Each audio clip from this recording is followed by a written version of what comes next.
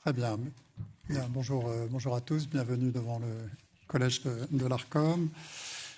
Cette audition se tient, vous le savez, dans le cadre de l'appel aux candidatures que nous avons lancé le 28 février dernier pour l'édition de services de télévision à vocation nationale diffusée par voie hertzienne, dans la perspective donc, de l'échéance en 2025 des autorisations qui sont actuellement accordées à 15 services.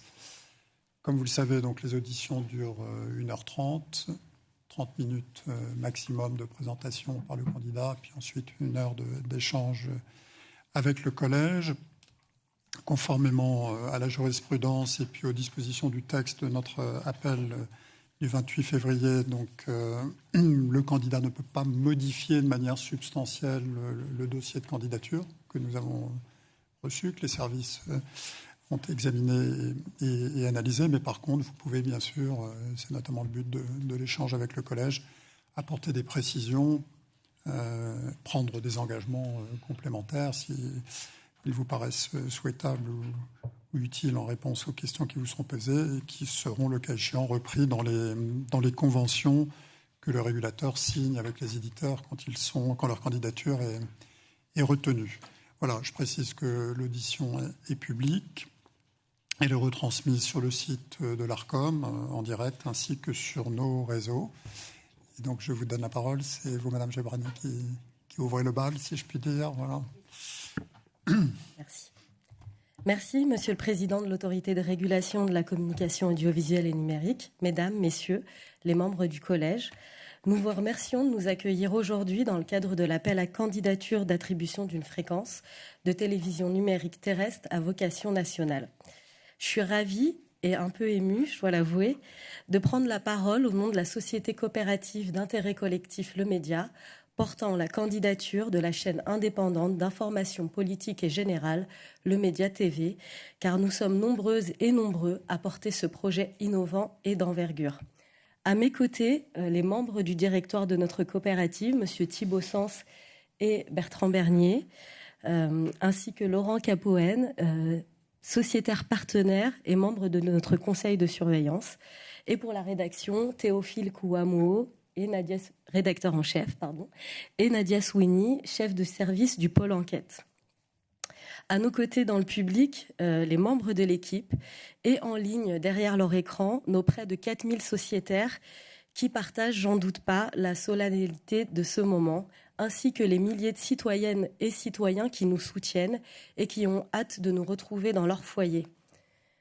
Sont aussi avec nous les médias désormais partenaires de notre projet, Mediapart, Street Press, Politis, L'Humanité, Frustration Magazine, Regard, et je m'excuse par avance pour ceux que j'aurais oubliés, mais Bertrand Bernier reviendra plus précisément sur ces passerelles éditoriales que nous sommes en train de construire avec ces partenaires. Dans un premier temps, je vais vous présenter l'ADN du Média TV, puis la coopérative du média, structure éditrice de la chaîne, et Bertrand Bernier poursuivra la présentation avec notre offre de programme. Mais avant cela, et parce qu'aux médias, l'appétence pour l'histoire, la pensée, la culture et l'actualité politique nous collent à la peau, je voudrais vous citer un extrait d'Indignez-vous de M. Stéphane Hessel, dont les mots font terriblement écho à notre actualité. Une véritable démocratie a besoin d'une presse indépendante. La résistance le sait, l'exige, en défendant la liberté de la presse, son honneur et son indépendance à l'égard de l'État, des puissances de l'argent et des influences étrangères. C'est ce que relayaient encore les ordonnances sur la presse dès 1944. Or, c'est bien ce qui est en danger aujourd'hui.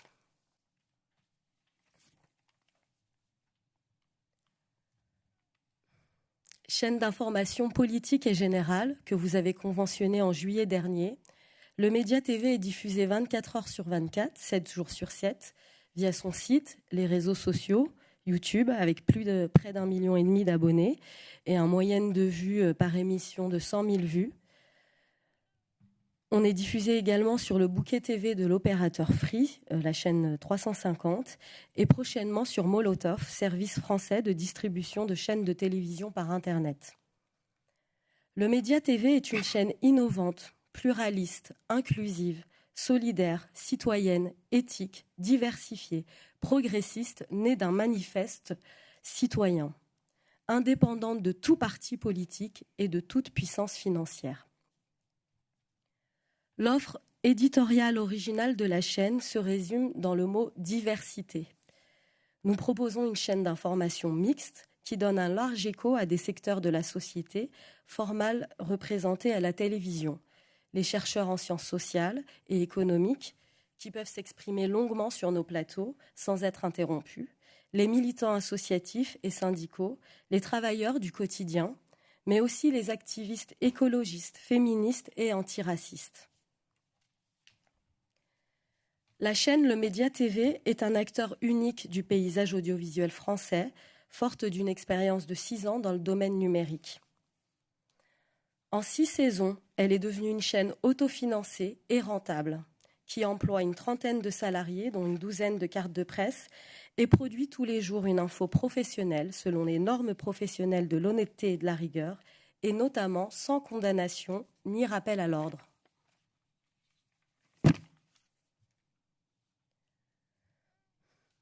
Notre candidature incarne l'espoir d'une jonction entre le web et la télévision et l'arrivée d'une information différente et indépendante sur la TNT, dans notre pays où 47% des Français s'informent tous les jours sur les réseaux sociaux car ils y trouvent une offre singulière et ajustée à leurs besoins, et où 48% des Français doutent de la fiabilité des offres diffusées par les médias, remettant en cause l'indépendance des journalistes. Ces chiffres sont issus du rapport de la Direction des études de l'économie et de la prospective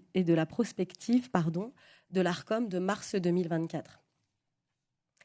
Notre chaîne est suivie par des milliers de Français qui ne se sentent ni représentés ni entendus sur les chaînes d'infos actuelles de la télévision. Malheureusement, comme de nombreux médias indépendants, elle est confrontée à un véritable problème d'accessibilité. L'info libre et indépendante ne parle pour le moment qu'à celles et ceux qui l'ont choisie. Et c'est dans ce sens que notre coopérative médiatique s'est lancée dans ce projet ambitieux de multiplier les moyens de diffusion. L'obtention de cette fréquence incarnerait pour le média, qui appartient à l'écosystème riche et dynamique des médias indépendants français, l'opportunité de prendre place dans le domaine public et ainsi démocratiser son accessibilité tout en œuvrant à apporter aux fréquences de la TNT le pluralisme auquel elles aspirent.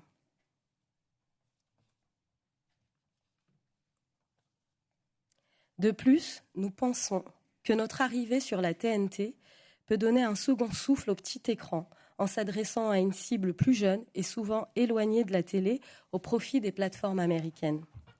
En effet, nous touchons un public nettement plus jeune que celui de la TNT. Et surtout, dans un contexte de concentration de l'ensemble des leviers de fabrication et de diffusion de l'information entre les mains de quelques-uns, qui leur offrent une capacité d'influence inégale, il est primordial pour notre démocratie que les médias indépendants soient représentés sur les fréquences du domaine public qui appartiennent aux Françaises et aux Français.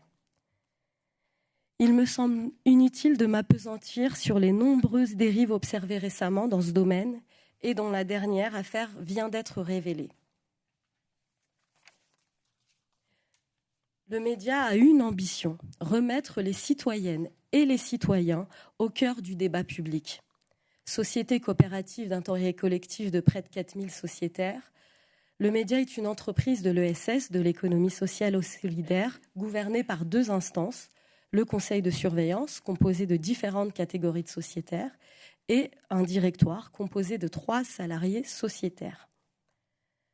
Les différentes catégories d'associés de la coopérative, les sociétaires, les partenaires, les salariés et bénévoles, reconnaissent un intérêt collectif à coopérer ensemble dans la perspective de faire vivre un média fondamentalement alternatif par sa gouvernance, son modèle économique et son fonctionnement. Dans les assemblées générales, chaque associé a le même pouvoir que les autres. Un associé égale une voix, quel que soit le nombre de parts qu'il détient. Contrairement aux sociétés par action, dont le nombre de parts conditionne les pouvoirs de décision. C'est pour ça que nous avons choisi cette structure, car elle est le garde-fou de l'indépendance de notre rédaction. Et toujours dans ce sens, dans le cadre du projet de diffusion sur la TNT, la levée de fonds nécessaire sera réalisée via une émission de titres participatifs, puisque le titre participatif est une valeur mobilière qui n'octroie ni droit de vote, ni de part dans le capital, et garantit la continuité de l'indépendance de nos journalistes. Ensuite, le média est une structure à l'équilibre et en plein développement. Plus de 6 ans après sa première diffusion, le média s'est développé et a trouvé sa stabilité dans son fonctionnement interne et dans son modèle économique. La structure est à l'équilibre, notre modèle est pérenne, avec un chiffre d'affaires en progression sur les 3 derniers exercices. En 2023, nos bénéfices ont quasiment doublé par rapport à l'année précédente.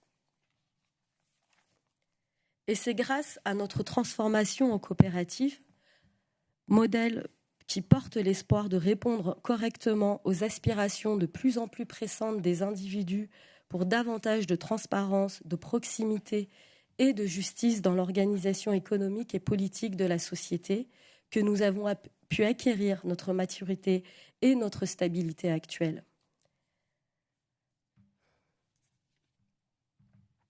Dans cet appel à candidature, le média, par sa structure et ses valeurs, peut vous sembler très original, c'est un fait. Nous ne correspondrons pas aux standards, soit, mais à l'inverse d'autres groupes, nous ne cherchons pas à faire de cette fréquence un nouvel actif industriel qui serait source de revenus à terme et de plus-value. Notre unique ambition est de contribuer au renforcement du pluralisme et de la diversité dans le domaine public. Un objectif qui anime celui-ci depuis la mise en place des fréquences nationales en 2005. Nous souhaitons y apporter notre savoir-faire issu de notre expérience réussie dans le numérique et depuis 1 an sur la télévision via le canal de l'opérateur Free. Nous voulons faire allumer leur poste de télévision à celles et ceux qui préfèrent s'informer via leur ordinateur ou téléphone et celles et ceux qui évitent même de s'informer, lassés par le constat de concentration médiatique. Et notre arrivée sur la TNT est attendue, comme en attestent les milliers de messages de soutien que nous recevons, mais on est également soutenu par de nombreuses personnalités publiques. Le 28 juin dernier, l'Humanité a publié une tribune de soutien à notre candidature, portée par 130 personnalités, écrivains, sociologues, historiens, économistes, chercheurs. Deux secondes, les soucis. On va régler. Allez-y, je pense que c'est bon. Dont Alain Damasio, c'est pas grave, Mathilde Larère, Thomas Porcher, Rokhaya Diallo, Christiane Toubiera, Éric Vuillard, Guillaume Meurice, Benoît Hamon, Frédéric Lordon, Audrey Poulevard et bien d'autres. Et je vais laisser Bertrand prendre le relais et présenter notre belle offre de programme. C'est à toi. Merci. Monsieur le Président, Mesdames et Messieurs les membres du Collège, je vais avoir le plaisir et l'honneur de vous présenter faire une présentation globale de l'offre éditoriale du Média TV. Je commencerai par une description générale du service et de l'état d'esprit qui nous anime, et je poursuivrai par une présentation un peu plus détaillée de nos programmes. Le Média TV, c'est une chaîne d'information politique et générale, indépendante. Elle offre donc une programmation essentiellement consacrée à l'information, notamment à l'information sociale, économique, politique. Elle a pour ambition, évidemment, de s'adresser et de fournir une information de qualité à toutes les Françaises et tous les Français. Mais il ne s'agit pas en tant que tel d'une chaîne d'information en continu, plutôt d'une chaîne qui va alterner les programmes chauds, en direct, qui ont pour objet premier le traitement de l'actualité la plus immédiate, notamment à travers nos 2 rendez-vous en direct quotidiens, et puis aussi des programmes qui peuvent être en direct ou préenregistrés, qui permettent de prendre du recul sur cette actualité. Ces derniers programmes, d'ailleurs, peuvent être assez divers dans leur thématique, économie internationale, écologie, médias, mais aussi dans leur format. C'est donc une chaîne d'infos à caractère mixte, dont la marque de fabrique est d'alterner le chaud, le tiède, le froid.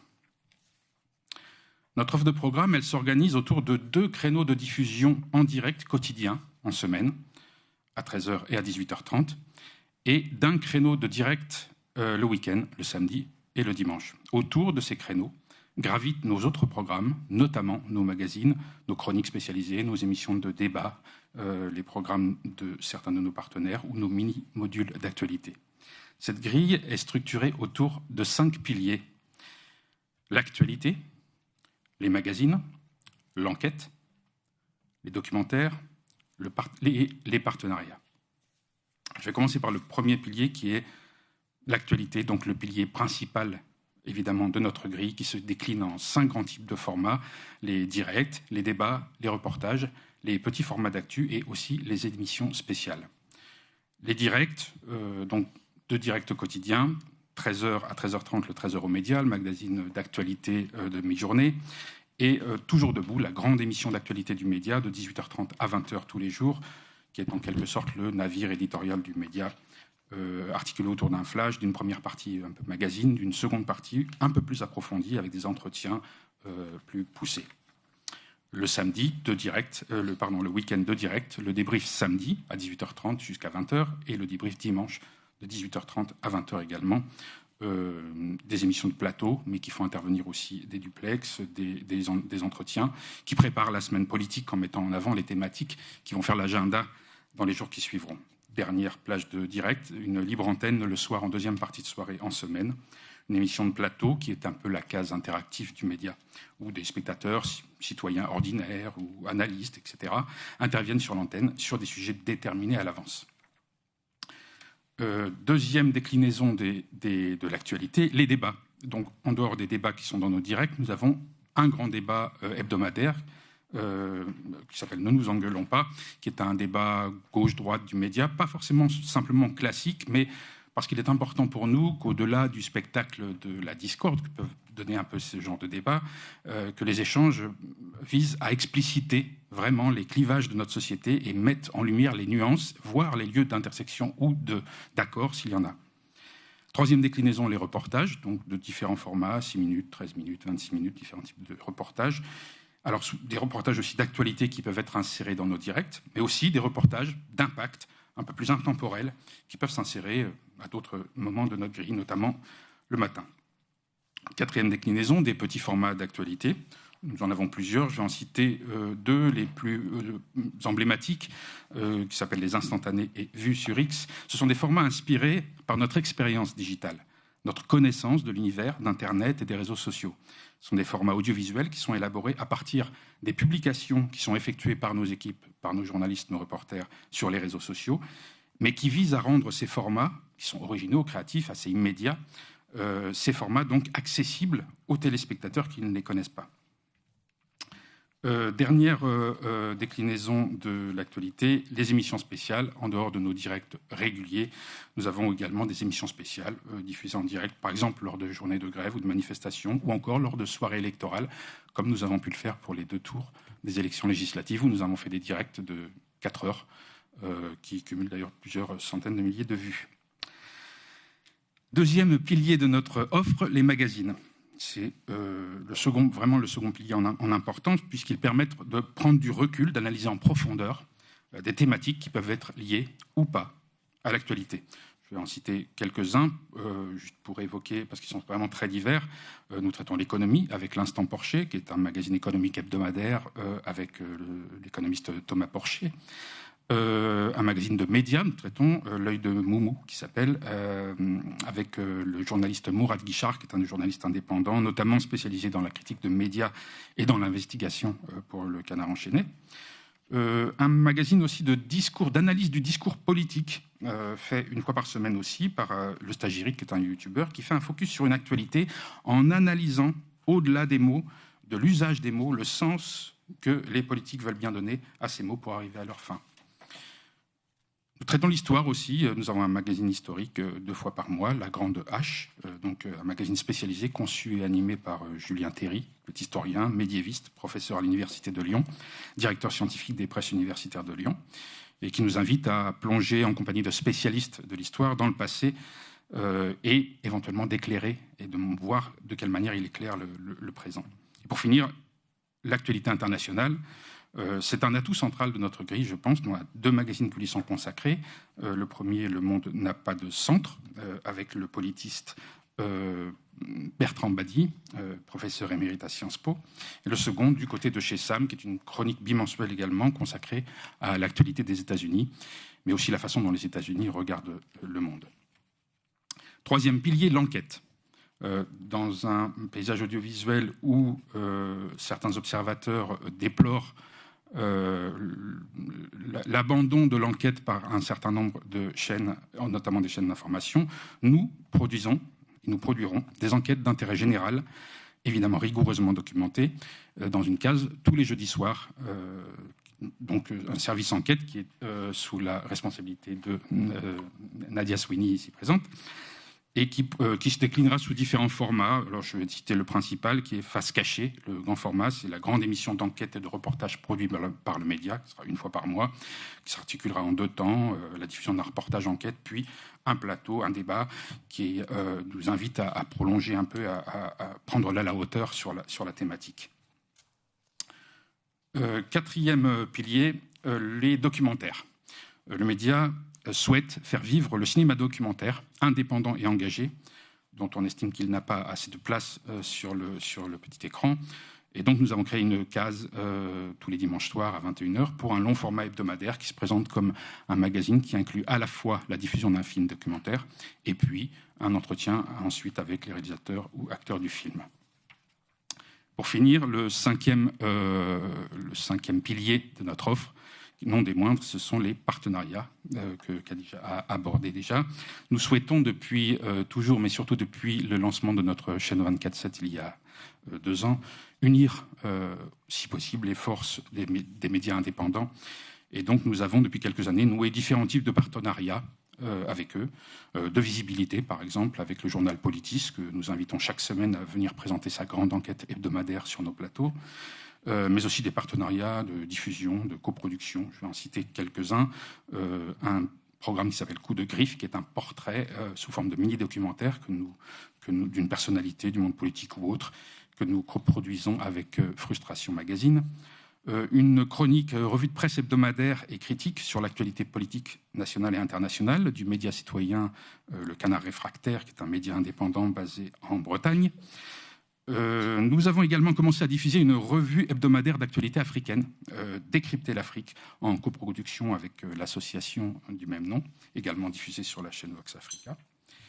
Nous venons de créer également un rendez-vous hebdomadaire d'échange et de débat avec les ultramarins. Il s'intitule Ticosé, animé par Kéza Nubré, qui traite de l'actualité, de la culture, des sports, écologie et les questions aussi d'identité en Outre-mer. Et puis nous diffuserons dès l'année prochaine la Midinale, produite par le média Regard, qui est un titre de presse, à la fois revue de presse mensuelle et service de presse en ligne, tous les jours en milieu de journée. Oui, c'est ça, tous les jours en milieu de journée. Nous souhaitons aller un petit peu plus loin dans le cadre de notre candidature à l'attribution d'une fréquence. Il nous a semblé important de faire de ce canal une chaîne qui donne à voir la richesse des contenus issus des médias indépendants et en diffusant régulièrement leur production. Donc nous avons lancé un appel auprès de certains médias et certains sont d'ores et déjà à nos côtés pour travailler à établir des collaborations, des passerelles éditoriales avec notre chaîne. J'en cite quelques-uns. Le magazine Reporter, qui est le média de l'écologie lancé par le journaliste Hervé Kempf. Street Press, qui est un site d'information consacré à l'investigation et aux cultures urbaines, qui produit d'ailleurs aussi des documentaires pour la télévision. Mediapart, avec qui nous réfléchissons des possibilités de passerelles éditoriales, mais également le journal L'Humanité, avec qui nous travaillons à de possibles collaborations, notamment à créer un rendez-vous hebdomadaire au sein de notre direct du dimanche soir, qui pourrait prendre la forme d'un club de la presse, dans lequel un invité, personnalité soit du monde politique ou culturel, mais qui fait l'actualité, répondrait aux questions d'un panel de journalistes de l'Humanité, du Média, de Mediapart, de Street Press, de Politis. Cette liste peut peut-être s'allonger, notamment en région. Voilà, nous sommes en contact avec certains médias indépendants en région. En conclusion, je souhaiterais une dernière fois souligner en quelques mots à quel point nous pensons que la candidature du Média TV et l'offre éditoriale qu'elle porte répondent aux enjeux du moment de la question de la TNT.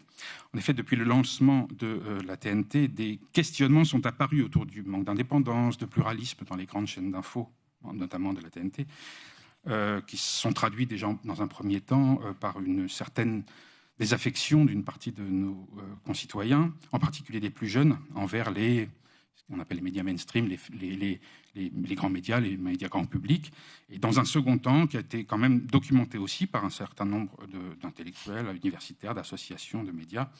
Et les événements de ces derniers mois, notamment la saisie du Conseil d'État ou la commission d'enquête de l'Assemblée nationale, ont tous les deux été appelés à se pencher sur le respect du pluralisme, de l'indépendance de l'information par les chaînes de la TNT, ont, nous semble-t-il, confirmé et mis en lumière la légitimité de ces questionnements, la pertinence de certaines critiques. L'actualité récente nous montre également qu'il est vital pour la santé démocratique de notre pays d'apporter une solution aux problèmes identifiés. Ainsi, il nous paraît vraiment fondamental que ce renouvellement de fréquence soit le moment d'apporter une réponse claire à ces questions, d'envoyer un signal fort, en tout cas, à toutes ces Françaises et tous ces Français qui partagent ce constat. Nous sommes convaincus que le Média TV, par sa forme juridique, coopérative, audiovisuelle, indépendante de tout grand groupe médiatique ou industriel, par la qualité et la diversité non seulement de son offre éditoriale, mais aussi de son équipe, apporte des réponses satisfaisantes à l'ensemble des questions soulevées à l'occasion de ce renouvellement de fréquence. Nous pouvons démontrer qu'il existe des centaines de milliers, voire des millions peut-être, de citoyens qui pensent que le paysage audiovisuel français a besoin d'une alternative aux chaînes d'infos actuellement présentes sur la TNT, une chaîne d'infos avec des garanties d'indépendance, de pluralisme, de diversité, telles que le Média TV.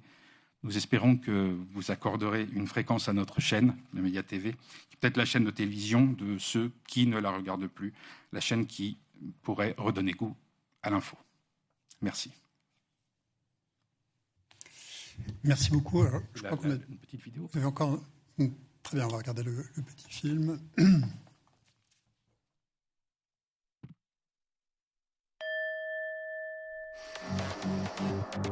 Salut à toutes et tous. Et merci d'être avec Bienvenue nous sur le Média. En direct sur le canal 350 de la Freebox.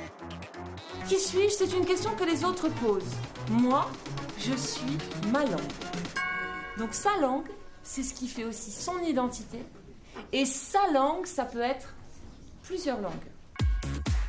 La voie de la résistance, c'est celle des Républicains. Mélanie Sarkozy, est-ce qu'elle n'a pas fait un peu le lit à l'extrême droite en parlant du ministère de l'identité nationale? Jamais le moment n'a été aussi grave depuis la 5e, puisque l'extrême droite peut arriver au pouvoir. La République en marche et le président en tête n'a cessé d'être une passerelle pour l'extrême droite.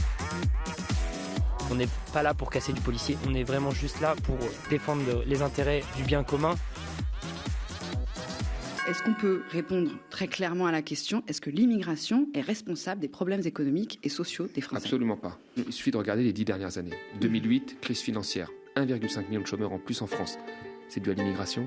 Non. Vous avez eu à peu près 900 usines confirmées depuis 2008. 900 usines. Est-ce que c'est dû à l'immigration? Non, la mondialisation. Alors, revendication, c'est vivre dignement de notre métier. On est là pour nourrir la France. Qui dit salaire décent, c'est avoir au moins le SMIC, quoi. Ce n'est pas moi qui prononce ces mots, j'utilise leurs mots.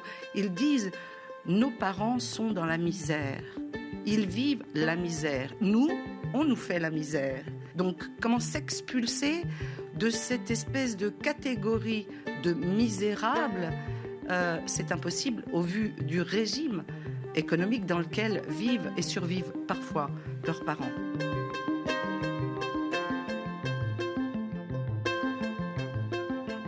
On est là pour une prise de conscience globalisée de la réforme qui vise à détruire tout simplement une qualité de vie à la française, une qualité de vie que tout le monde nous envie. Et c'est un monde social qu'on veut, l'amour de son prochain et protégeons les plus faibles. Aujourd'hui, nous vous proposons en exclusivité une plongée sans détour dans les rouages de la corruption à l'attribution des logements sociaux. 3700 en tout. Là, tu vois, moi là, je suis chez Bâtisseur, moi aussi.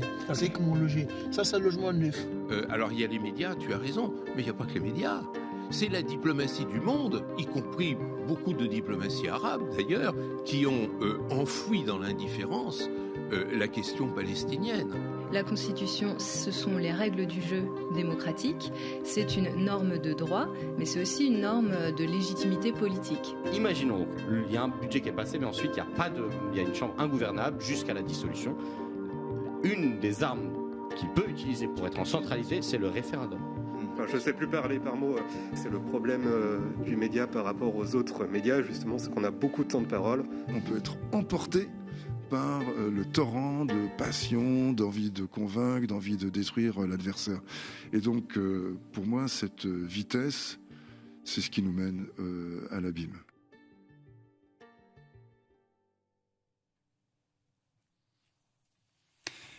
Merci beaucoup pour la présentation de ce projet. On va entamer le dialogue avec le collège. Peut-être une première question sur la gouvernance, puisque vous l'avez abordé. Donc c'est un projet qui est original par la forme juridique qu'il caractérise, une société coopérative d'intérêt collectif. Est-ce que vous pouvez, pour que les choses soient bien claires pour le collège, expliciter un petit peu la gouvernance entre les sociétaires, les souscripteurs, qui est qui fait quoi et comment s'organise effectivement le fonctionnement de la société. Oui, je vais l'expliquer. Comme je l'ai dit, le média est gouverné par deux instances. Enfin, c'est une société coopérative d'intérêt collectif qui est gouvernée par deux instances, un conseil de surveillance et un directoire. Le conseil de surveillance va nommer un directoire et s'assurer... j'ai un peu de mal, en fait. Le conseil de surveillance est élu par l'ensemble des sociétaires. Donc, les sociétaires sont des personnes qui sont déjà abonnés au site Le Média TV et qui, en plus, prennent des parts sociales de la coopérative. Nous avons des abonnés qui sont des simples abonnés et des abonnés qui achètent des parts sociales et qui deviennent sociétaires et qui s'investissent donc dans la gestion de la coopérative. Nous en avons à peu près 4000. Ces 4000 sociétaires, réunis en assemblée générale, élisent un conseil de surveillance qui représente les différentes catégories de sociétaires que nous avons. Nous avons les salariés, les sociaux, les sociétaires, les partenaires et ce qu'on appelle les volontaires, qui sont en fait les bénévoles qui s'investissent, c'est-à-dire des sociaux qui s'investissent un petit peu plus dans le média. Donc le conseil de surveillance est une émanation de notre assemblée générale, et ce conseil de surveillance ensuite va nommer un directoire de 3 personnes parmi les salariés. Qui assure la gestion de la société. Voilà, qui assure la gestion. D'accord. Et les souscripteurs, par rapport aux sociétaires, c'est quoi? Ce sont des abonnés, simplement? Qu'est-ce qu'ils ont comme statut? Les souscripteurs, dans le cadre de la levée de fonds du projet TNT, ils n'auront pas du tout le statut de sociétaire. C'est des personnes qui vont investir des fonds. Contribution en investissement. Exactement, contre rémunération. Après, si certains souhaitent participer à la vie de la coopérative, ils prennent une part sociale. Et dans ce cas-là, ils ont une voix comme les autres. D'accord.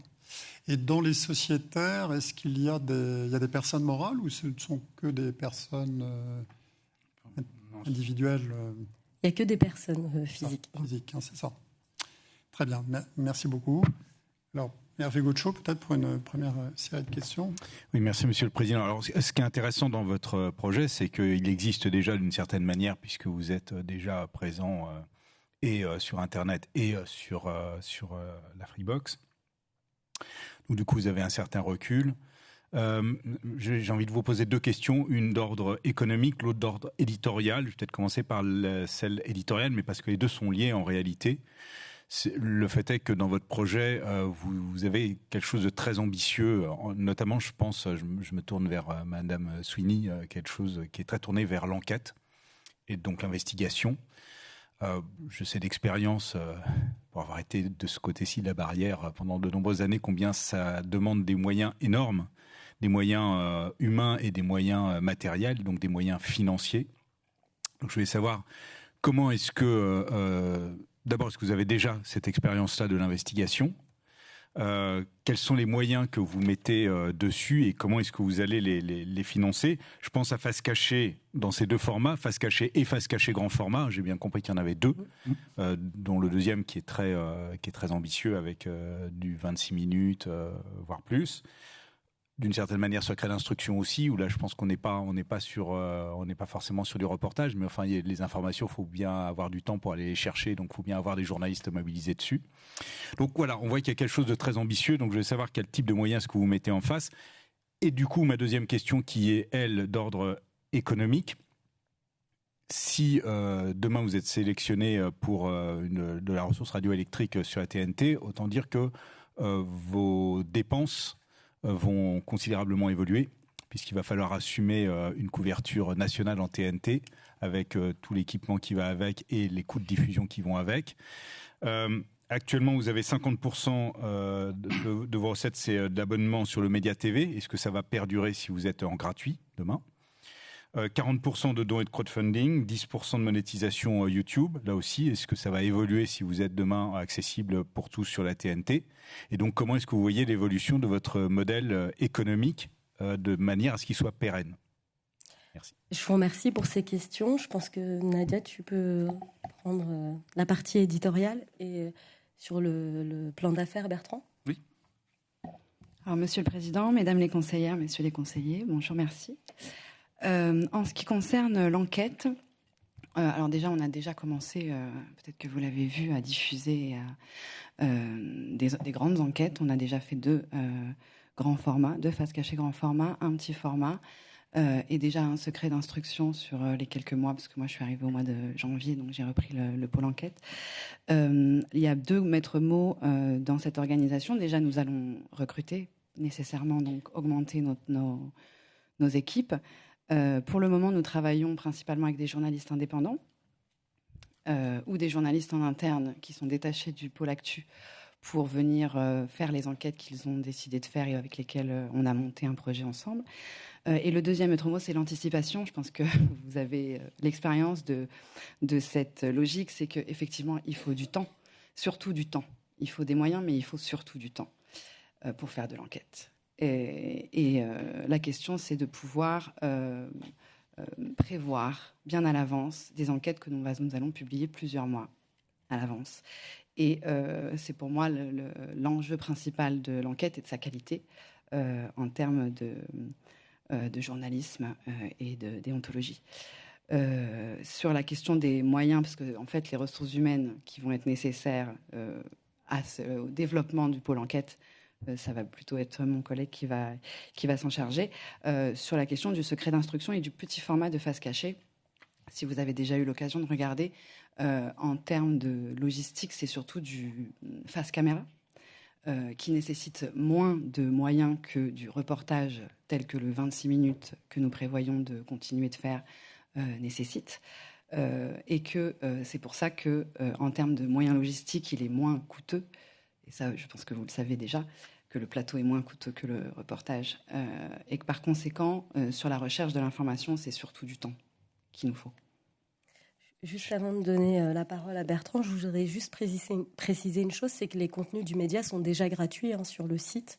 Donc on est un peu sur le modèle du Guardian, c'est-à-dire que les gens s'abonnent pour qu'on puisse exister, et s'abonnent pour d'autres, pour que l'information indépendante du média puisse exister. Donc ils ne s'abonnent pas forcément pour avoir accès à des vidéos qui sont déjà en ligne gratuitement. Donc il n'y aura pas de nouveauté à ce niveau-là. Et je te laisse, Bertrand, prendre la suite. Oui, je voulais commencer par ça. Effectivement, le modèle du média, disons que sur Internet, il y a eu un peu 2 types de modèles qui se sont développés. Un modèle de ce qu'on appelle derrière un paywall, c'est-à-dire un abonnement, et si vous vous abonnez, vous avez accès à l'information. C'était un peu le modèle du New York Times, je crois.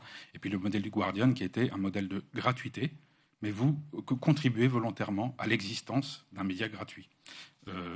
beaucoup de gens doutaient de ce modèle. Il semble que le Guardian s'en est très bien sorti et fait aujourd'hui de très bons bénéfices avec un modèle de gratuité mais de contribution volontaire.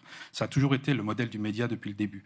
Le modèle du média, ça a été de fournir une information au plus grand nombre, gratuite, et d'inciter les personnes qui ont les moyens à contribuer aux médias pour permettre aux médias de continuer à être accessibles à tous. Donc, notre média est devenu à l'équilibre et voire dégage aujourd'hui des excédents d'exploitation avec ce modèle, c'est-à-dire 50% d'abonnements. Alors, les abonnements donnent quand même droit à la partie écrite du site, mais toutes les vidéos sont gratuites. Donc, un modèle d'abonnement, 40% à partir de dons. C'est des gens qui ne veulent pas forcément s'abonner, mais il y a des dons qui passent par une association qui s'appelle J'aime l'info, comme la plupart des médias indépendants. Et puis une petite part de monétisation, de publicité via YouTube, à peu près 10%. Dans notre plan d'affaires, l'arrivée du média sur la TNT, évidemment, va augmenter énormément les charges d'exploitation.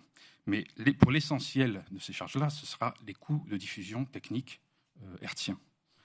Pour ce qui est des coûts de production du contenu éditorial, effectivement, on a prévu une augmentation, presque un doublement du personnel et des frais de production, mais ce n'est pas le cœur ce n'est pas l'essentiel du coût supplémentaire que ça entraînera.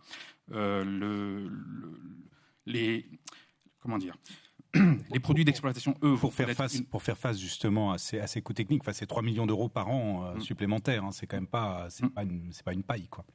Oui, tout à fait. Donc le plan d'affaires, il suppose des hypothèses qui nous font arriver à l'équilibre. Nous pensons que nous arriverons à l'équilibre au bout de 4 ans, 5 ans, je ne sais plus, à partir de 2029.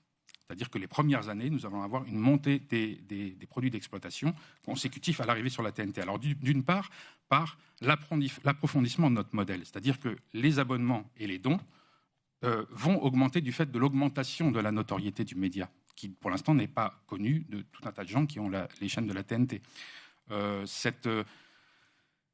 On a pu vérifier ça parce que notre arrivée sur Free date de la fin de l'année dernière. On a été diffusé sur le canal 350 de la Freebox.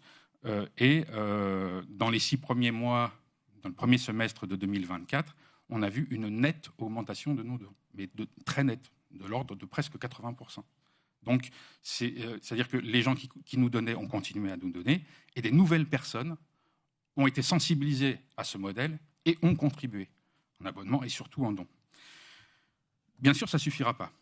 Il y aura une forte hausse. Bon, déjà, on couvre tous nos frais de production avec ça, et je pense que les frais de production des programmes seront couverts par ça. Mais évidemment, on va avoir la publicité que pour l'instant, on n'a pratiquement pas, à part un peu de monétisation YouTube. Mais effectivement, il y aura de la publicité, des recettes publicitaires TV. Pour ça, nous avons contacté une régie publicitaire. Si vous avez des questions précises à ce sujet, peut-être Laurent pourra plus facilement vous répondre. Donc, nous avons intégré des recettes publicitaires TV, plus des recettes publicitaires aussi sur les autres box, sur les autres fournisseurs d'accès Internet, parce que nous sommes sur Free, nous sommes en contact avec Orange, et je pense que si nous avions la fréquence TNT, nous n'aurions pas d'autres problèmes particuliers pour être intégrés sur les autres box, Bouygues et SFR. Il y a des recettes publicitaires de parrainage aussi que nous avons intégrées dans notre plan d'affaires. Bon, je pense que vous l'avez vu, il y a beaucoup de nouvelles sources de revenus que nous avons pu intégrer. Par exemple aussi encore une gamme complète de produits dérivés.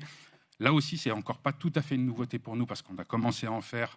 La plupart des choses, on a commencé déjà un petit peu à les tester, et donc ce sera un approfondissement de ça. Et cet ensemble de recettes nous fait arriver à l'équilibre en 2029. Donc effectivement, au début, il va y avoir une levée de fonds pour arriver à l'équilibre de 2029. Donc cette levée de fonds, comme Khadija l'a déjà abordé, se fera par émission de titres participatifs, qui sont l'outil financier principal de financement des sociétés coopératives d'intérêt collectif à forme SA, qui ont le droit d'émettre des titres participatifs. On pense qu'il Ils ont plusieurs avantages. Déjà, ils sont bloqués pendant 7 ans. C'est un peu comme des obligations qui donnent lieu au versement d'un intérêt. Ils sont bloqués pendant 7 ans. Ça permet quand même d'avoir de la visibilité sur la trésorerie. Et surtout, il n'y a aucune intervention. Ça ne donne droit à aucun pouvoir d'intervention politique dans le média. Juste à une rémunération. Cette émission de titre participatif, pour préciser, elle fait déjà l'objet d'un accompagnement de l'AMF, de l'autorité des marchés financiers, dans le but d'obtenir le visa de l'AMF pour émettre ces titres. Et donc, le dossier est en cours d'enregistrement, mais l'AMF nous accompagne dans l'émission de ces titres participatifs. Et je voudrais ajouter qu'on a déjà assuré une petite partie de la levée de fonds, puisque le Fonds de dotation pour une société solidaire nous a adressé une lettre d'intention de souscription de 500 000 euros de titres participatifs que j'ai avec moi là et que je peux ajouter au dossier. Merci beaucoup. Benoît Loutrel. Merci beaucoup. Je voudrais poursuivre un peu justement la discussion sur le plan d'affaires que vous proposez, parce qu'effectivement le charme de la TNT, c'est qu'elle est nationale et qu'elle vous rend accessible à toute la population métropolitaine. L'envers de la pièce, évidemment, vous l'avez rappelé, c'est que vous avez plusieurs millions d'euros chaque année en coût fixe de diffusion, et on le voit, vous l'avez bien documenté dans votre plan d'affaires. Ça écrase les coûts d'exploitation, la masse salariale, elle devient toute petite par rapport à cette grosse ligne. Après, votre plan d'affaires, de manière logique, ne dit pas que vous êtes immédiatement à l'équilibre, vous avez la montée en charge, mais du coup, vous avez, évidemment, il faut financer cet établissement, ce premier établissement, entre guillemets, du média qui existe déjà, mais dans son nouveau modèle TNT. Alors, j'ai bien compris la levée de fonds avec le titre participatif, mais il faut quand même que vous arriviez à lever plusieurs millions d'euros avant le démarrage de l'opération. Donc là, j'ai vu sur votre site, vous avez commencé à faire une levée il y a plus de 200 000 euros déjà qui ont été levés. Vous indiquez 220 000 aujourd'hui. 219 000, 220 000. Vous indiquez que vous avez une lettre d'intention pour une souscription exceptionnelle de 500 000 euros. Mais du coup, comment est-ce qu'on peut mesurer avec vous le risque, quelque part, que vous n'arriviez pas à faire cette levée, sachant que même sans aller au niveau que vous indiquez dans le plan d'affaires, qui n'est pas indispensable pour démarrer, il est indispensable pour arriver à tenir les premières années jusqu'à arriver au point d'équilibre tel que le projetez, on n'est quand même pas dans les mêmes ordres de grandeur. C'est-à-dire c'est bien en millions d'euros qu'il faut compter et pas en centaines de milliers d'euros. Ça serait ma première question.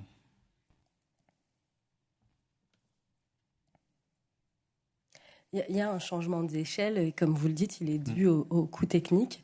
Maintenant, on a travaillé très dur. On a rencontré plusieurs acteurs, des fonds de dotation, des fonds RSE. On est vraiment en négociation là depuis le dépôt du dossier. On n'a pas arrêté, et les personnes qu'on rencontre sont plutôt elles sont plutôt engageantes, elles sont très intéressées, mais vous le savez, ce qui est difficile, c'est d'avoir et de lever avant l'obtention de la fréquence. Nous, on n'a pas de doute. On sait que la chaîne est entendue. Il y a d'autres chaînes qui se font très facilement financer par des mécènes. C'est parce que derrière, il y a un intérêt. Et puis surtout, le titre participatif, c'est un prêt qui permet aux souscripteurs de sécuriser aussi son investissement et qui est rémunéré. Je crois qu'on a dit que c'était 2,79 la rémunération du titre participatif. Donc ça reste quand même intéressant pour des investisseurs. Et aussi, on est, nous, dans une dynamique qui parle aux gens, dans une dynamique aussi de l'ESS, dans une dynamique de vouloir participer activement et positivement à la vie économique. Et ça, les personnes qu'on rencontre, ils sont très très sensibles. Nous-mêmes, on a été surpris d'ailleurs, je vous le cache pas. On pensait pas qu'on allait créer des liens aussi fort autour de ce projet. Maintenant, on ne peut pas annoncer qui on a rencontré, mais je vous assure, on a travaillé énormément et on sait, moi je suis persuadée, qu'avec la fréquence, on obtiendra cette levée de fonds. Alors, si on n'obtient pas les 15 000 d'un coup, les 15 millions, c'est vraiment pour assurer et être tranquille sur le lancement. On peut aussi imaginer une levée en 2 fois, qui est tout à fait plausible. Et je pense que aussi, je vais peut-être donner aussi la parole à Laurent sur les recettes publicitaires. Il y aura quand même cette arrivée-là de la recette publicitaire qui peut nous appuyer sur le coût et ce changement d'échelle. Peut-être avant d'aller sur les recettes publicitaires, parce que là, j'étais juste déjà sur le modèle de financement. Le titre participatif que vous envisagez, il a l'avantage, comme vous disiez, il est rémunérateur pour les gens qui le souscrivent. Il a l'avantage pour vous qu'il ne participe pas à la gouvernance, donc ça maintient votre indépendance totale. Vous avez mentionné effectivement qu'il a une maturité, c'est-à-dire que ça, c'est le côté pas sympathique, c'est-à-dire qu'il faut le rembourser à maturité. Et donc ça veut dire que tel que vous avez construit le plan d'affaires, non seulement il faut que vous trouviez votre point d'équilibre au bout de quelques années, mais il faut en plus que vous arriviez à dégager suffisamment de trésorerie pour le rembourser. Et ça vient très très vite, quoi. Et donc là, quand on regarde le plan d'affaires, ça veut dire que la partie qui n'est pas encore documentée, elle est encore très optimiste derrière pour poursuivre, pour être capable de rembourser le titre participatif à son échéance. On est d'accord ? Oui, je vais peut-être vous répondre là-dessus. En fait, dans notre recherche de financement, lorsque nous avons établi ce plan d'affaires, suite au dépôt du dossier, nous avons contacté vraiment beaucoup de personnes, beaucoup de fonds, alors de tous les univers, aussi bien l'URSCOP, l'Union régionale des SCOP, c'est-à-dire les partenaires de notre écosystème, aussi bien que la Fondation Crédit Coopérative, que d'autres investisseurs potentiels et des fonds je ne nommerai pas forcément ici, mais qu'on pourrait échanger plus tard. Et donc, pour travailler avec eux, nous avons fait un business plan qui, lui, va plus loin, jusqu'à 7 ans, pour assurer le remboursement de la première tranche des émissions de titres participatifs. Donc, c'est en donnant, d'ailleurs, ce document, en travaillant à ce document d'une manière un peu sérieuse, en partenariat avec les régies, etc., que nous avons pu avoir un document qui vraiment est correct et que nous avons pu avoir les réponses positives que nous avons eues. Même si nous n'avons pas des engagements, on a quand même des pistes extrêmement sérieuses de gens qui sont tout à fait prêts, et non seulement prêts, mais enthousiastes à l'idée de contribuer à la naissance de cette chaîne. Alors j'ai 2 questions complémentaires. L'une, c'est de savoir, est-ce que vous avez envisagé d'utiliser des modèles de plateformes de financement participative qui ont, entre guillemets, elles ont un coût, comme toujours, d'intermédiation, mais l'avantage aussi de savoir désynchroniser 2 événements, qui est de dire, parce que c'est le problème de l'œuf et de la poule, vous levez des financements pour crédibiliser le projet, mais le projet est crédibilisé que si vous avez l'autorisation. Et donc, c'est ces modèles de financement où, effectivement, l'intermédiaire enregistre un engagement irrévocable du souscripteur, mais qui est soumis à une condition suspensive, qui est de dire, mais si la levée de fonds n'atteint pas un seuil qui est le seuil critique, elle n'a pas lieu, elle est annulée. Vous voyez ce type de mécanisme, vous vous êtes posé la question, parce que je vois que vous travaillez avec des plateformes pour lever des dons, mais pas avec des plateformes de financement participatif. C'est ma première question. Et ma deuxième question, c'était aussi de se poser la question, de dire, mais finalement, vous l'avez dit, il y a une marche en passant en TNT nationale. Est-ce que vous avez étudié les marches intermédiaires ? Parce que là, vous avez pris vraiment la marche la plus haute. On aurait pu imaginer de dire, on a finalement, dans les 2 dernières années, on a eu une série d'appels à candidature pour des fréquences à l'échelle régionale. Il y a eu différentes régions qui ont été en jeu. Il y en a eu plusieurs sur l'Île-de-France. Alors l'Île-de-France n'est pas la France, mais c'est quand même une belle plaque. Pour avoir justement ces marches intermédiaires, parce que on sent que là, la marche, elle est dure à franchir et c'est une question compliquée pour nous à évaluer parce qu'effectivement, on a peu de fréquences disponibles. Si on les donne, si on les met sur votre candidature, on ne les met pas sur une autre candidature. Et donc, si le projet, vous n'arrivez pas à le concrétiser derrière, entre guillemets, nous, c'est une décision compliquée pour nous. Donc c'est pour ça que j'essaie vraiment de me focaliser et pas du tout. Je trouve que les hypothèses de plan d'affaires d'un point de vue fonctionnement normales, ce qu'on peut attendre, mais la grosse question, c'est vraiment votre capacité à lever ce financement initial. Oui, je vais peut-être vous rapporter une précision. Sur votre première question, nous sommes en contact avec l'une des personnes qui nous accompagne, sur l'un des organismes qui nous accompagnent, et avec qui on sait qu'on va passer par une plateforme de souscription de titres participatifs. Maintenant, je ne peux pas vous en dire beaucoup plus pour des raisons de confidentialité, mais oui, nous avons étudié la plateforme. Alors, le cas échéant, vous pouvez compléter évidemment soumis au secret des affaires par un courrier dont le secret sera respecté. D'accord. On protège les éléments de secret des affaires, naturellement. Bien sûr. Plusieurs candidats ont buté sur ce problème, bien sûr. D'accord, nous vous donnerons ça. De toute façon, on peut vous le donner dès que cet entretien sera fini, si vous voulez. Pour ce qui est de la marche que vous évoquez, en fait, ça ne nous est pas venu à l'idée parce que nous ne sommes pas en fait un média régional, nous n'avons pas d'implication, nous sommes notre siège social à Paris, nos bureaux sont à Montreuil, mais on n'est pas impliqué dans la scène, de la ligne éditoriale. On ne fait rien qui soit régional. On est vraiment, depuis le début, une chaîne d'infos nationale. Sur YouTube, on est national. Et même, je dirais qu'on est très regardé dans la francophonie. On a alors peut-être, je n'ai pas exactement les chiffres, mais je sais qu'on est très regardé en Afrique notamment et dans beaucoup d'endroits du monde. Donc c'est vraiment un peu comme l'arrivée sur Free et sur les fournisseurs d'accès Internet. C'est vraiment une couverture nationale à laquelle on vise, puisque c'est vraiment les thèmes qu'on aborde sont vraiment des thèmes nationaux. Merci.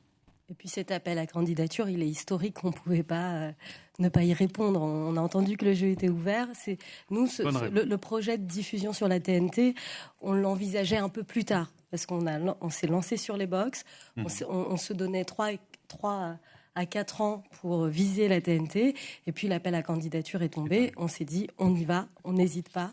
Et on ne regrette pas parce que ça nous a fait... C'est à notre portée, en fait. Oui, c'est à notre portée.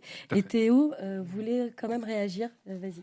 Oui, je voulais réagir en tant que journaliste. Bien entendu, je ne vais pas évoquer les questions comptables ou financières, mais le fond de l'économie, ce sont les attentes. Et je pense que la société française est enceinte du média sur la TNT, d'un média comme le média sur la TNT. J'ai fini mon école de journalisme en 1999. L'écosystème des médias indépendants tel qu'on le connaît aujourd'hui n'existait pas. Donc la société française a réagi à la concentration des médias par un nombre très limité de personnes très riches en finançant les médias indépendants. Le média s'est créé et dans les mois qui ont suivi, il y a eu une levée de fonds de 2 millions d'euros.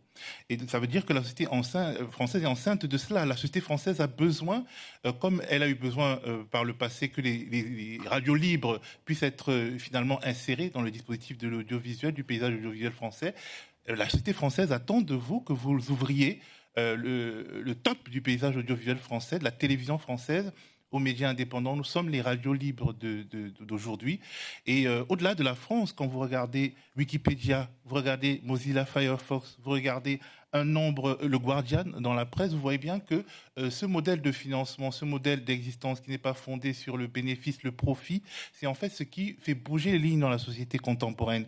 Et c'est pour cela que nous, qui sommes devenus journalistes au début de ce siècle, ce millénaire, et qui avons vu progressivement notre capacité à créer des médias, à développer des médias s'effondrer sous les coups de boutoir d'actionnaires qui sont venus humilier notre profession.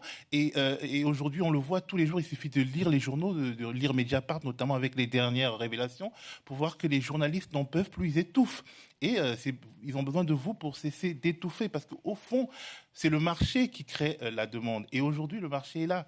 Nous pouvons vous assurer que le marché est là parce qu'il y a des millions de Français qui ont déjà décroché. Et surtout, pour nous, la TNT, c'est une plateforme. est une plateforme souveraine. Et il y a des plateformes aujourd'hui qui sont des plateformes de la Silicon Valley. Ce sont ces plateformes de la Silicon Valley qui nous mettent... Nous avons plus d'abonnés sur YouTube que CNews, le média. Mais pourquoi nous venons donc nous soumettre à une plateforme souveraine avec l'ensemble des réglementations qui sont liées à cette plateforme souveraine? Parce que nous sommes français, parce que nous comprenons notre expérience de ces plateformes de la Silicon Valley, nous montrons leur aspect autoritaire, rétif, au discursif et au contradictoire. Et nous savons que la loi française qui, malgré le fait qu'elle ne soit pas forcément à l'heure des défis contemporains, l'esprit de la loi est un esprit démocratique. Et c'est pour cela que nous ne voulons pas que nos plateformes d'information souveraines, nos plateformes d'information et de divertissement souveraines et ouvertes à tous, soient finalement concurrencées et brisées par les plateformes américaines qui finalement nous enlèveront toute capacité à structurer le débat politique français et l'information française selon les mœurs et la compréhension française. Et c'est pour cela que nous sommes là aujourd'hui. Nous sommes là aujourd'hui pour vous demander d'aider les journalistes. Et je pense qu'au sein des médias possédés par des grandes multinationales, tout le monde vous regarde en se disant ils vont aujourd'hui nous permettre à nos actionnaires de savoir que finalement il y a des formes d'organisation qui peuvent se passer d'eux. Et donc voilà, c'est pour cela qu'au-delà des questions financières, les questions financières ne sont que les réponses financières sont ne sont que accessoires par rapport à la soif de la société. Et cette soif de la société, bien entendu, elle ne demande qu'à être étanchée. C'est vous qui en avez la responsabilité. Merci. M. Cohen est impatient de pouvoir dire un petit mot sur les... Alors, c'est-à-dire pour l'exploitation sur les recettes publicitaires. Je réagis comme nous tous à l'esprit des radios libres. Ça fait plaisir de reparler de ces instants de liberté, d'énergie dans les médias à ce moment précis pour candidater à la TNT. C'est très important ce qu'il vient de dire. Et il y a des moyens de le financer et nous sommes totalement prêts à dérouler les différentes solutions qui permettent de financer cette chaîne de télévision, même en national. Nous emmener sur le régional, c'est un petit peu nous emmener au casse-pipe. C'est très difficile parce qu'il n'y a pas les volumes pour générer ce qu'on attend de la TNT régionale. Et ça ne nous permettra pas de financer notre aventure. Je voudrais aussi préciser que le média s'adresse à toute une population qui attend ce genre d'information et le potentiel d'audience qu'on peut viser sur la TNT nationale est tout à fait capable de nous nourrir. Donc il n'y a aucune inquiétude là-dessus. Les gens regardent ce qu'ils veulent écouter. S'il n'y a rien pour eux, évidemment, ils regardent ce qu'on leur donne, ce qui n'est pas pareil. Je voulais aussi vous rassurer sur l'esprit du média qui est issu du digital. C'est très important. On a fait un classement sur les 15 chaînes qui demandent un renouvellement. On les a classées nous-mêmes sur leur audience YouTube. Écoutez, les résultats, c'est que le média est en 6e position. Ça veut donc dire qu'il y a 9 candidats qui sont moins bons que nous dans un avenir qui leur est obligatoire. Si on ne sait pas demain vivre du digital, on ne vivra plus de la télévision, vous le savez tous, ce sont les études que vous publiez. Donc, il est très important de vous le rappeler, parce que l'équilibre financier des chaînes que vous agréez aujourd'hui ne pourra pas perdurer dans une économie digitale très importante. Vous avez vous-même écrit dans ces études qu'on serait à peu près un ratio en 2030 de 80% du revenu publicitaire national alloué aux médias digitaux, contre 20% sur les 5 médias classiques. Le Big Five des médias, qu'on connaît tous, télévision, radio, cinéma, presse et affichage. Donc, pour nous en sortir, on est obligé d'être bon en digital. Ça tombe bien, on est bon en digital. Et bien sûr, on a tendance à dénigrer le digital, mais c'est aussi la nouvelle liberté dans laquelle sont partis les jeunes, les journalistes, pour s'exprimer. Parce qu'il n'y avait plus de place pour eux dans les médias industriels. C'est vrai qu'on est aussi un peu tous choqués en FM ou dans les médias de télévision de voir que ce sont les mêmes groupes qui distribuent les dossiers et les chaînes. Pourquoi ? On a vraiment perdu l'esprit même de l'attribution des fréquences à l'époque et qui a disparu au fur et à mesure de l'évolution mercantile du marché de la TNT. Tout le monde en parle, l'Assemblée nationale en a parlé, donc je suis assez ému, mais c'est très important. Alors, je peux vous parler du revenu publicitaire, du croisement entre le revenu publicitaire digital et télé que nous prévoyons aux alentours de 2019. Il est clair que même si on évolue en télévision, le revenu digital, le revenu télé via les régies baissera au fur et à mesure, la régie qui nous conseille, dont on ne peut pas prononcer le nom, qui est une grande régie nationale, nous a même indiqué la décote prévue sur le marché publicitaire qui nous attend pour commencer de moins 30% en 3 ans. Donc, c'est catastrophique. Mais néanmoins, comme on est voué à se développer, eh bien, ça donnera quand même un résultat tout à fait intéressant, combiné à notre revenu digital qui nous sauvera et qui tuera vraisemblablement beaucoup de médias en place aujourd'hui qui n'y sont pas, parce que ça prend du temps d'être bon en digital. Il faut des années. Et évidemment, il y a des tas d'opérations de parrainage. Donc là, c'est moins significatif. C'est à peu près 6-8% du revenu qu'on peut attendre, mais qui sont également très attentives à ce que peut faire le média, puisqu'en fait, personne ne s'occupe d'elle. Donc là, on est dans l'économie solidaire, on est dans les nouvelles marques, les coopératives, la nouvelle consommation, les circuits courts, l'environnement. Donc c'est passionnant et il y a plein de choses à défendre, les nouvelles énergies, l'habitat, enfin, c'est vraiment le sujet du moment. C'est pour ça que moi, je suis ému parce que c'est un bon dossier. J'ai rarement vu un média aussi naturellement disposé à prétendre à cette fréquence. Merci. Antoine Boilet. Merci, Monsieur le Président. Merci pour votre présentation. J'ai 2 questions. La première, je reprends, Madame, votre expression en l'appliquant à votre stratégie vis-à-vis des publics. Vous parliez tout à l'heure de changement d'échelle, et on le voit au travers de tous nos débats, le fait de passer au niveau national en diffusion TNT vis-à-vis de la relation avec vos publics est de fait un changement d'échelle. Et donc ma question, pour bien comprendre, en quoi justement cette diffusion TNT vous amènerait éventuellement à amender, faire évoluer, enrichir, nuancer votre projet éditorial, vos partis pris éditoriaux, justement dans cette optique d'élargissement de votre public, de rassembler plus de Français.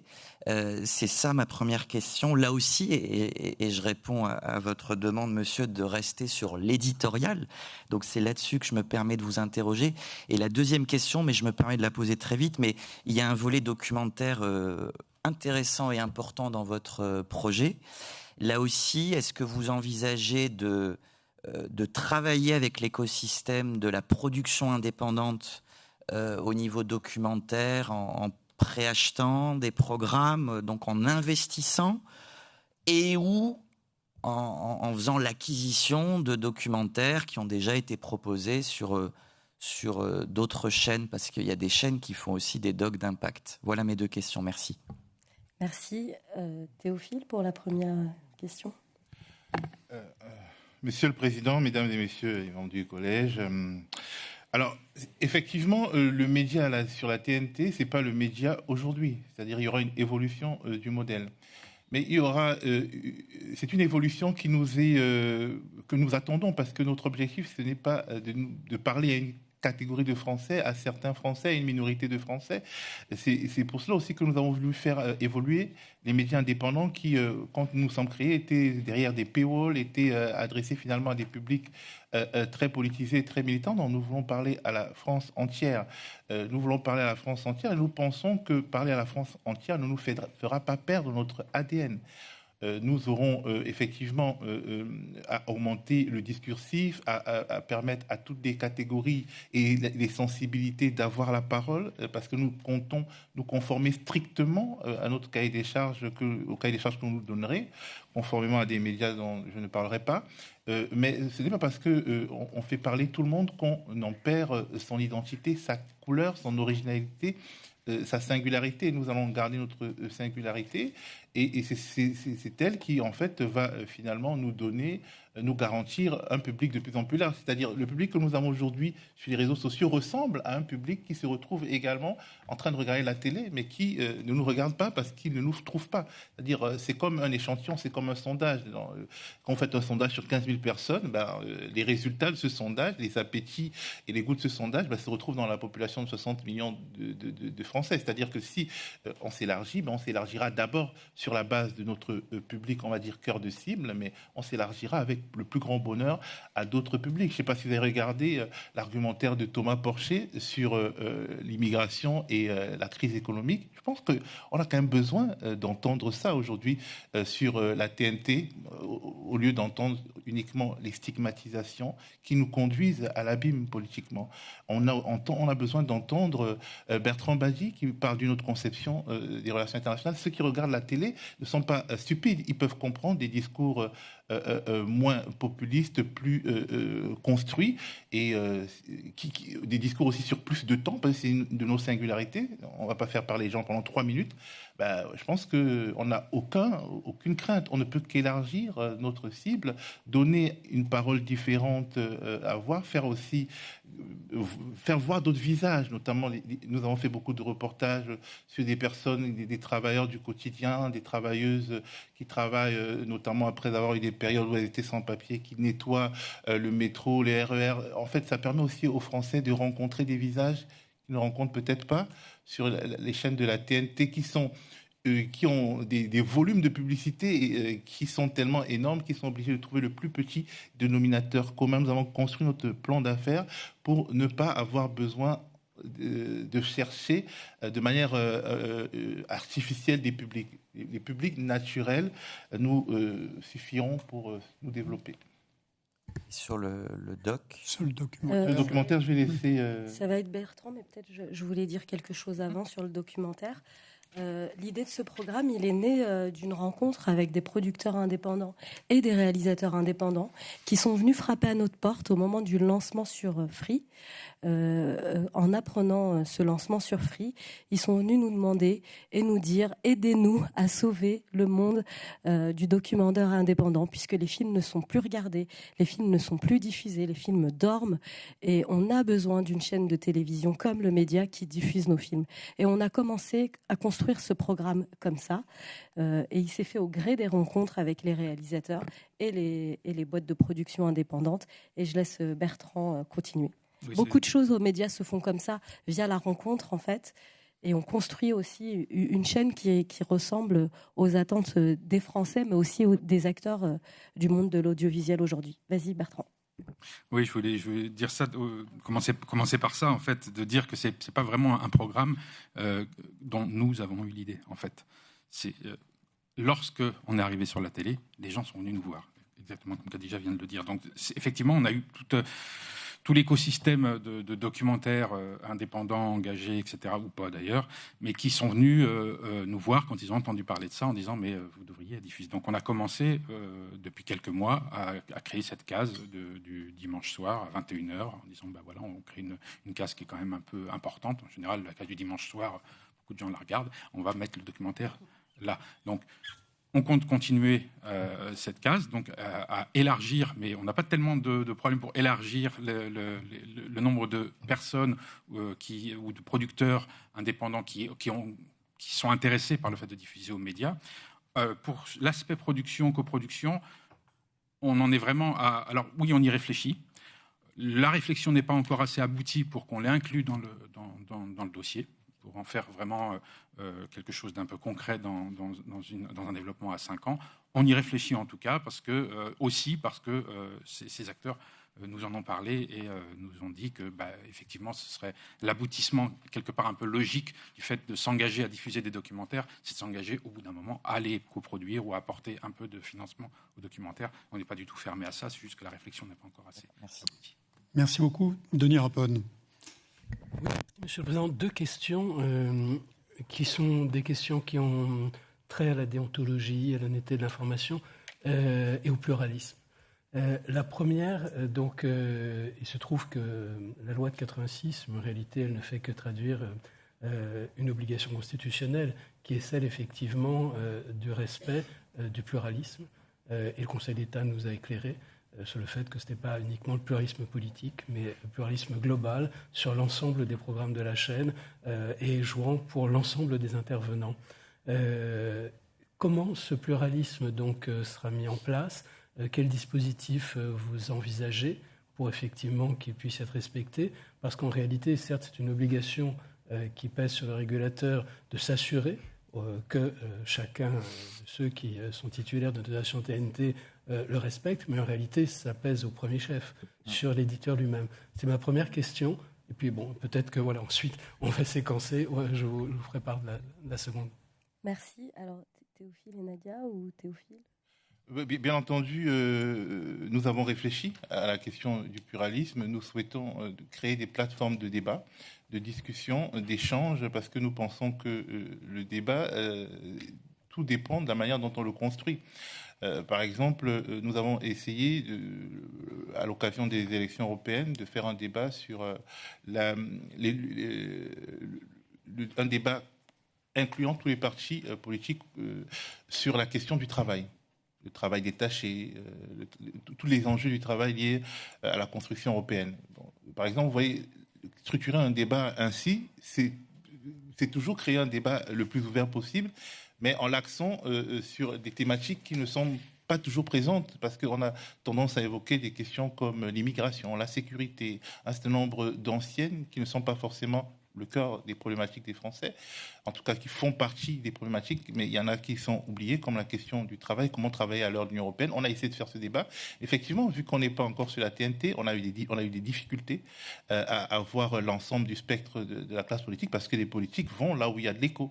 Et vous voyez que ça, c'est une manière d'envisager le pluralisme. Effectivement, nous avons des chroniqueurs déjà, nous avons un certain pluralisme parmi nos chroniqueurs. Vous avez Paul Hellec qui est un de nos analystes politiques, qui a une sensibilité de gauche. Vous avez Max Erwan Gastineau qui a une sensibilité de droite, qui est contributeur au Figaro Vox. Vous avez aussi Lucas Jakubovic qui a une sensibilité libérale, qui est le patron de Décideur Magazine, qui passe notamment sur CNews comme chroniqueur.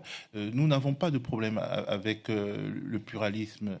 Nous n'avons pas de problème à mettre Thomas Porcher, notre chroniqueur économique, face à un chroniqueur économique libéral. Nous n'avons pas peur, nous ne voulons pas promouvoir nos idées au détriment du discursif et du contradictoire. Ça, c'est une culture que nous avons, qui ne nous fait pas peur et que nous allons déployer. Et j'insiste vraiment sur le fait que le média tel qu'il existe aujourd'hui n'est pas le média tel qu'il sera sur la TNT.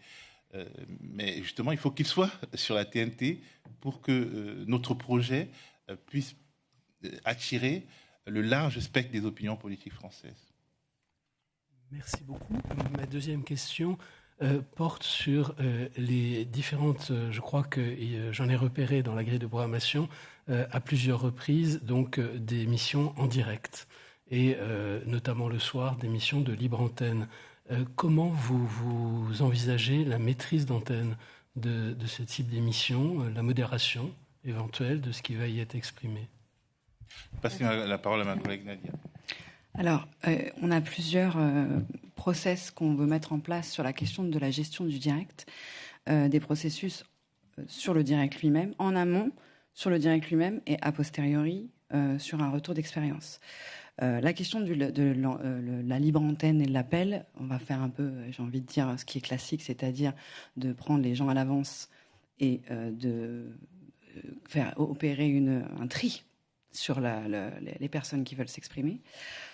Mais au niveau de l'équipe et de l'organisation de notre équipe, on a plusieurs éléments, et notamment, alors plusieurs choses. La première, c'est la question de la sensibilisation de toutes nos équipes à la question déontologique et à la manière dont on mène des débats et dont les propos doivent être modérés et mesurés et avoir une réaction par rapport à des propos qui pourraient être soit diffamatoires, soit insultants, etc. Ça, c'est la première chose, c'est la sensibilisation régulière et la formation interne. La deuxième chose, c'est la construction d'une charte de débatteurs. On aimerait, en tout cas pour ceux qui viennent en débat, alors ça ne concerne pas évidemment les gens qui prennent les appels, mais ceux qui viennent sur nos plateaux, on est en train de réfléchir et de construire en interne à une charte des débatteurs, c'est-à-dire à une règle édictée que nous enverrons à chaque personne que nous invitons, qui est sur le respect de chacun en plateau, sur le temps de parole, et sur l'engagement que les invités prennent à ne pas insulter leurs opposants, et notamment aussi, et pour nous ça c'est extrêmement important, à s'engager à sourcer les informations qu'ils déploient au cours de leurs propos. Parce que sur la question des informations et de la véracité des informations, on peut beaucoup regarder la production journalistique, mais il faut aussi regarder la production des paroles d'invités, de gens qui soient politiques ou autres, sur la nature, sur la véracité ou sur le sourcing de l'information, des chiffres, notamment beaucoup de chiffres qui peuvent être lancés. Et ça, on va le demander et on va surtout permettre à nos débatteurs, à nos modérateurs, à nos journalistes de pouvoir se référer à cette charte en disant: nous avons une charte de débatteurs, vous avez accepté de respecter cette charte des débatteurs, est-ce que vous pouvez nous donner la source des chiffres éventuels ou des informations que vous voulez donner nous allons donc déployer des formations internes pour que nos journalistes et nos équipes soient particulièrement alertes sur ces questions-là. Et nous discutons en interne à créer un référent déontologique issu de nos équipes qui soit en régie et dont l'unique objectif est de regarder l'émission et d'écouter et de pouvoir avoir accès à l'oreillette, sur la question de cette charte et de l'application de cette charte et du code déontologique des journalistes. Tout simplement.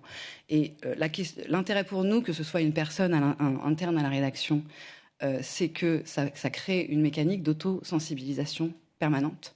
C'est-à-dire que quand vous regardez comment vos confrères et vos consoeurs gèrent, comment ça se passe en plateau, vous vous auto-sensibilisez vous-même à appliquer les mêmes préceptes que vous voulez regarder chez les autres. Je ne sais pas si je suis très claire, mais ça permet d'avoir, nous le pensons, une sensibilisation permanente sur la question de la déontologie et de l'application de la charte des débatteurs que nous sommes en train de construire. Ensuite, il y a la question du retour d'expérience. Parce qu'il arrive, des fois, que ça c'est humain, que ça dérape et que nous n'ayons pas la réaction qu'il faut avoir au moment, parce que le direct, c'est effectivement compliqué, c'est un exercice difficile. Et donc là, nous voulons mettre en place un retour d'expérience. Alors, un retour d'expérience régulier pour faire remonter des choses qui éventuellement fonctionneraient peu, ou en tout cas resensibiliser régulièrement, mais aussi en cas de crise, malgré les garde-fous, avoir un retour d'expérience d'urgence avec l'équipe qui a participé à l'émission et notre comité d'éthique, pour débriefer collectivement de la problématique et identifier les raisons de ce dérapage, parce qu'il faut que nous n'avons pas pour objectif de capitaliser sur les dérapages.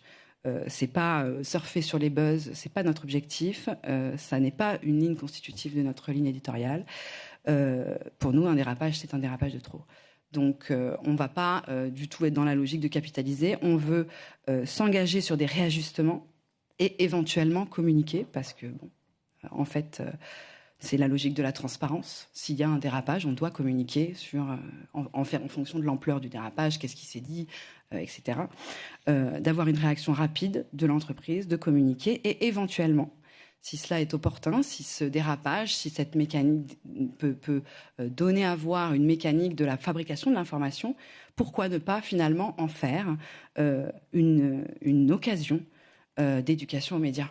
Pourquoi ne pas en faire en soi, le sortir, dire voilà, on va aller chercher des interlocuteurs extérieurs qui vont pouvoir nous aider à analyser cette séquence. Qu'est-ce qui s'est passé à ce moment-là ? Pourquoi ? Et à ce moment-là, pouvoir donner à voir aux téléspectateurs comment on fabrique de l'information, comment ces humains fabriquent de l'information et que nécessairement c'est faillible à certains endroits. Mais rester dans cette logique d'une éducation aux médias, de transparence, d'honnêteté et d'humilité. Voilà, ce sont les process que nous avons pour l'instant discutés. Merci. Laurence Péco-Rivolier. Alors, Anne Bordenon, avant. Pardon. Juste, vous avez évoqué le comité d'éthique, et merci beaucoup. Parle dans le micro. Pardon. Vous avez évoqué le comité d'éthique, un comité d'éthique. Est-ce que vous avez déjà pensé à la composition? Parce que ça, je crois qu'on l'a pas vu. Et voilà, quelle serait sa composition? On a déjà avait besoin de précision là-dessus. On a déjà un comité d'éthique, parce que dans le cadre de la diffusion sur les FAI, c'est une règle qu'on a ajoutée à notre convention. D'accord. Et il est composé comment? Il est composé, il s'auto-organise, il n'a jamais été saisi et il est composé. C'est des personnalités que vous avez nommées, c'est ça? Comment? Donne les noms. Enfin bon, je sais pas, mais c'était. Alors il y a Yuli Yamamoto qui est représentante d'Attaque. Il y a, aidez-moi, Ronnie Broman. De Médecins sans frontières. Oui. Il y a Bernard Friot. Bernard Friot, économiste sociologue. En fait, comme c'est des personnalités complètement indépendantes du média. Vous pourrez nous le préciser ultérieurement si jamais vous n'avez pas tous les noms maintenant.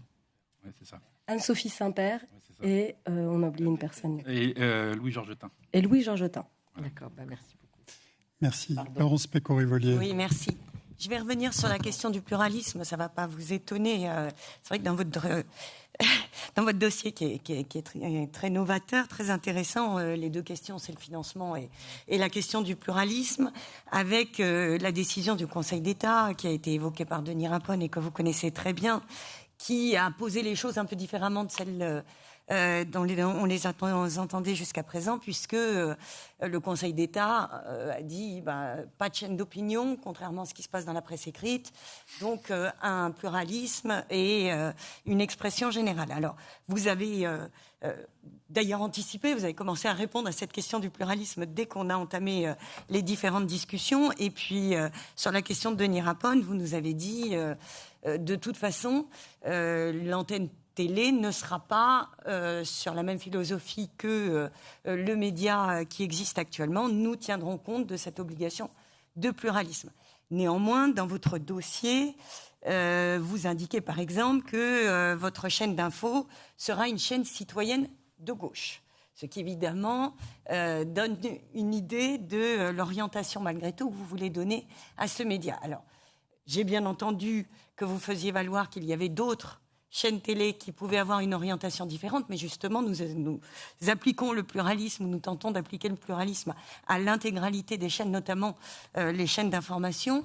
Donc, comment est-ce que, dans votre vision, vous pouvez combiner cette obligation de pluralisme que vous vous engagez, et nous l'avons entendu, à respecter, avec cette orientation que vous assumez en même temps dans le dossier que vous nous présentez? Merci. Théo. Merci pour votre question. Nous partons de la gauche et nous parlons à la France. Nous le faisons déjà.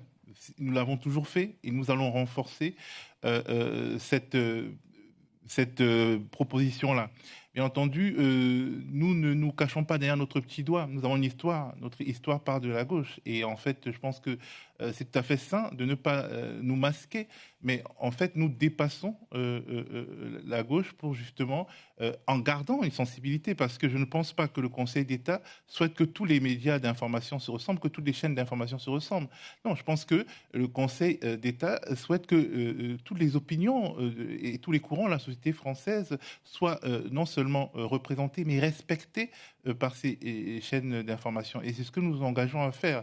Nous n'allons pas stigmatiser, nous n'allons pas effectivement donner du temps de parole pour injurier et humilier les gens qui ne pensent pas comme nous, mais nous allons construire notre offre en partant de notre histoire de groupe, en partant de nos perceptions, nos sensibilités, en prenant en compte les obligations qui sont les nôtres. Mais par exemple, quand je vous donnais l'exemple d'un débat autour des élections européennes sur la question du travail en Europe, vous voyez bien que les thématiques que l'on choisit restent quand même à notre disposition, à notre main, et c'est notre manière finalement de faire dialoguer les différentes composantes de la société française, de les faire se retrouver également sur certaines choses. Notre refus de diaboliser une partie de la population nationale, notre volonté de faire que les Français ne se ressemblent plus en étrangers, qui sera notre marque de fabrique. Parce que nous partons finalement nous sommes de ces gens qui ont été mal représentés. Nous partons de ces courants politiques qui ont été mal représentés. Dans notre histoire personnelle également, nous partons de partie de la population qui a été mal représentée. Je ne pense pas qu'il y ait beaucoup de rédacteurs en chef noirs dans le paysage audiovisuel français contemporain, où nous sommes divers. Nous avons des journalistes qui n'ont pas fait des études supérieures. Nous avons des personnes qui viennent de la ruralité. Nous avons des gens qui viennent des banlieues, qui viennent des grandes villes. Et justement, c'est cette salade composée qui va composer l'information façon le média. Et donc, nous nous détachons des affects minoritaires et peut-être des affects sectarisants, mais nous gardons notre couleur. Et je pense que c'est ce que le Conseil d'État veut, que chacun ait finalement sa chaîne d'information de préférence, mais que toutes les chaînes d'information respectent les différentes composantes du paysage de la France telle qu'elle est, et ne soient pas des instruments à créer du dissensus et de la diabolisation. Merci. Juliette Théry. Oui, merci beaucoup de ces précisions. J'ai une question qui me trotte dans la tête justement un petit peu sur ce sujet-là. Il s'agit de vos partenariats avec la presse écrite, d'après ce que j'ai compris. Enfin, en tout cas, j'ai entendu l'Humanité, Mediapart, Regard. J'ai peut-être loupé parce que visiblement, il y en a beaucoup. Et je voulais savoir déjà concrètement quelle était la forme de ces partenariats, parce que c'est vrai quand on va sur le site du média, en fait, on voit une offre audiovisuelle, on voit des vidéos, on voit de l'écriture, on voit donc ça se présente sous beaucoup de différentes formes. Et est-ce que ces partenariats seraient aussi, quelle que soit leur forme, c'est envisagé dans l'offre linéaire TNT? Est-ce que c'est vrai que l'univers de la presse écrite n'est pas le même d'un point de vue régulation? Nous, on parle d'une régulation particulière, qui est vraiment la régulation audiovisuelle. Et d'ailleurs, on voit bien que la presse écrite n'en veut pas du tout, mais l'audiovisuel, voilà. Et donc, c'est un autre monde, en fait. Voilà, c'est de ça que je voulais un peu... Mais vous avez déjà un peu répondu, je pense. Mais merci. Alors pour la presse écrite, on a déjà des partenariats qui existent déjà en fait dans l'offre actuelle, notamment avec Politis, et ça s'inscrit sous la forme où un journaliste de Politis est invité une fois par semaine, tous les jets de vie, à l'émission du 13h, du direct, et va présenter en focus un article phare de la semaine chez Politis. Et c'est tout simplement un journaliste du média qui interviewe un autre journaliste et du sujet sur lequel il a traité. S'agissant des partenariats avec les nouveaux ou d'autres, il y a vraiment plusieurs formes. Ça dépend du type de média. Avec Mediapart, par exemple, on envisage plutôt une passerelle éditoriale, c'est-à-dire rediffuser ou diffuser un de leurs contenus sur notre chaîne, sur un créneau dédié qu'on travaille ensemble et qu'on aura décidé ensemble. Mais chaque média, la rédaction du média comme celle de Mediapart, est séparée. Donc chacun produit son contenu et après, il y a des vérifications qui se feront au niveau de la cessation de droit et de vérification pour voir si le contenu proposé par l'autre média peut être diffusé. Mais l'idée, c'est que c'est vraiment un partage de visibilité pour ces médias-là, qui rencontrent le même problème que nous et dont la plus grosse problématique est l'accessibilité à un autre public. Qu'est-ce que je peux ajouter? Tu veux peut-être ajouter autre chose, Bertrand? Non, tout a été un petit peu dit. Enfin, juste dire que effectivement, les types de partenariats sont très différents. J'ai un petit peu abordé le sujet de visibilité, comme avec Politis, de diffusion parfois. Pourrait être le cas, par exemple avec Regard, ils produisent une midinale et on pourrait la rediffuser, et des partenariats aussi de coproduction, dont Frustration Magazine, qui est un média écrit, qui écrit des portraits, mais dont on utilise leurs textes pour en faire un produit audiovisuel qui serait diffusé sur notre chaîne. Et forcément, évidemment, il y a, comme on est diffuseur, on est responsable de ce qu'on diffuse, un passage via validation éditoriale de ce qu'on va diffuser. Et il n'y aura pas de programme, comment dire, d'un autre média qu'on diffuserait en direct et qu'on ne pourrait pas contrôler. Ça, c'est pas possible. Forcément, il y aura ce sas de vérification, que ça conforme à nos engagements, parce que nous, on aura des engagements précis et sérieux. Et donc, il y aura ce passage avant de diffuser les programmes des partenariats. Sur notre site, il n'y a pratiquement pas de partenaires, parce que c'est vraiment sur l'antenne linéaire qu'on souhaite, celle qui permettra aux gens de découvrir les médias, qu'on souhaite intégrer les partenaires, puisque le mot-clé, c'est quand même la découvrabilité des médias indépendants. Et puis je voudrais préciser, on ne peut pas encore les citer, mais on a amorcé tout un travail avec les médias indépendants de région. Et il y en a quand même beaucoup.